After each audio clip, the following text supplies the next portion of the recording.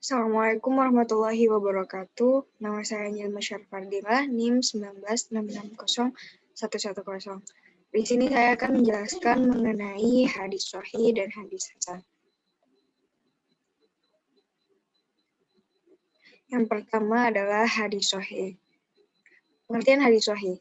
Kata sahih berasal dari bahasa Arab yang berantonim saktin, artinya sakit, dan menjadi bahasa Indonesia dengan arti sah benar, sempurna, dan sehat. Sedangkan menurut istilah, ada beberapa pendapat ulama yang dikutip dari buku karya Kiai Haji Muhammad Ma'sum Zain yang berjudul Memahami Ilmu Hadis Nabi, antara lain pendapat yang pertama, Imam Asy'uti yang mendefinisikan hadis sahih yaitu hadis yang sanadnya bersambung, diriwayatkan oleh perawi yang adil dan dhabit, tidak ditemukan kejanggalan dan tidak berilat. Yang kedua, pendapat dari Ibnu Shalah mendefinisikan hadis sahih adalah hadis musnad yang sanadnya bersambung, diriwayatkan oleh perawi yang adil dan dhabit dari awal sampai akhir, serta tidak ada kejanggalan dan cacat. Dari definisi tersebut, dapat diambil kesimpulan bahwa hadis sahih adalah hadis yang bersambung sanadnya dan diriwayatkan oleh perawi yang adil dan dhabit serta tidak ada ilat dalam hadis tersebut.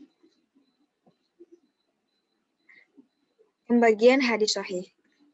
Hadis sahih terbagi menjadi dua macam, yaitu sahih li dzatihi dan sahih li ghairihi, yang akan diuraikan dalam pembahasan berikut ini.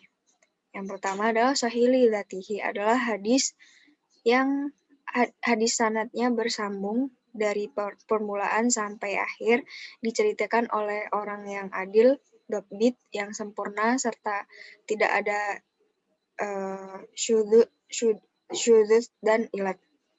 Definisi menunjukkan bahwa hadis tersebut memenuhi kriteria hadis sahih dengan sempurna. Sahih li ghairihi adalah hadis yang tidak memenuhi sifat-sifat hadis yang diterima secara sempurna, yang awalnya bukan hadis sahih tetapi karena ada hadis sahih dari jalur lain, maka naik derajatnya.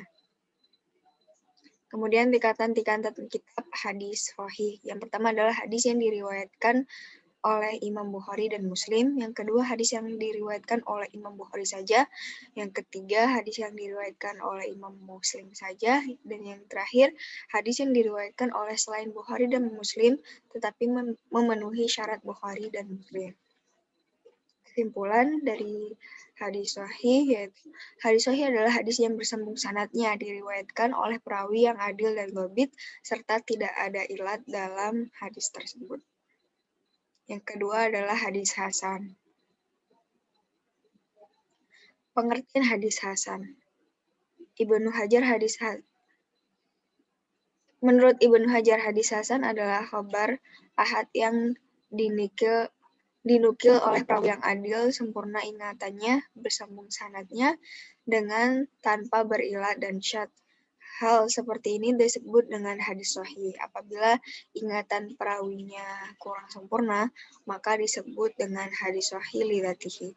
Karena kata lain dapat disebutkan bahwa hadis hasan menurut Ibnu Hajar adalah hadis yang diriwayatkan oleh perawi yang adil tetapi tidak kuat hafalannya, bersambung sanadnya, dan tidak terdapat ilat serta kejanggalan pada matanya.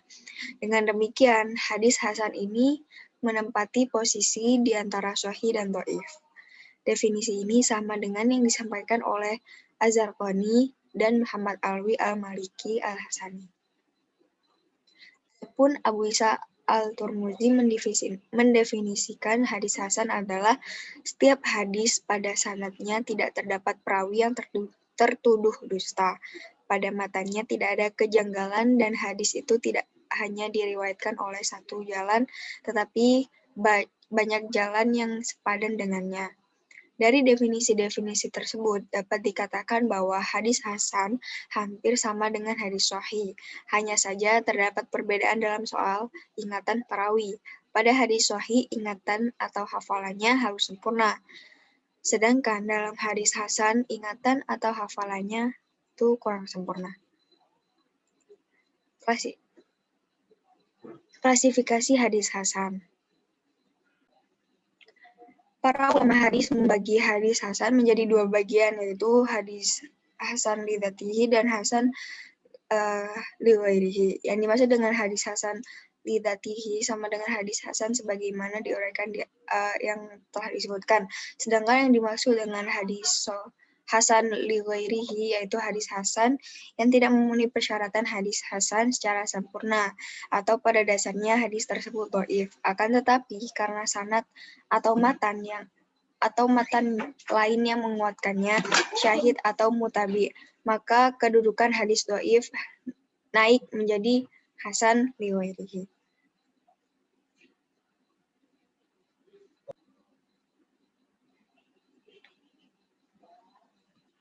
Baiti nawadu.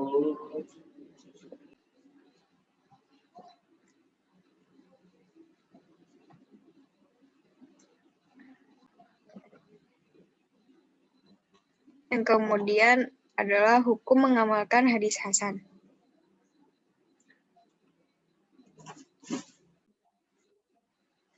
Hadis hasan dapat dijadikan hujjah walaupun kualitasnya di bawah hadis sahih.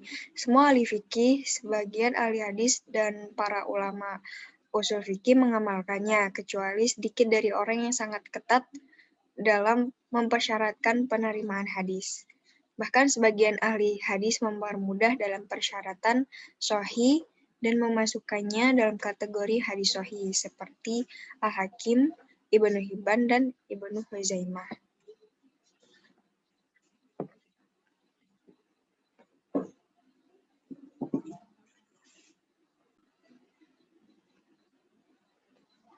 Kesimpulan dari hadis hasan yaitu dapat dikatakan hampir sama dengan hadis sahih, hanya saja terdapat perbedaan dalam soal ingatan perawinya.